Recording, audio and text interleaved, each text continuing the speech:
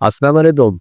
जिस तरह इंडिया की टीम ने मोहसिन नकवी से जो है ना ट्रॉफी लेने से इनकार कर दिया, तो मैं ये समझता हूँ कि इन्होंने जो है ना खेल को भी सियासत बना दिया है। क्योंकि इंडिया के प्रेसिडेंट ने इनको हुक्म दिया होगा कि आप इनसे ट्रॉफी नहीं ले।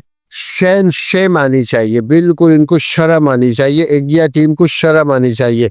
खेल इज खेल, इंडिया अच्छी खेली जीती बेहतर है, पाकिस्तान बुरी खेली हारी तो उनके लिए बैड लक है। पाकिस्तानी टीम को मैं एक मशवरा दूंगा कि पाकिस्तानी टीम हमेशा जो है ना इंडिया से प्रेशर में खेलती है।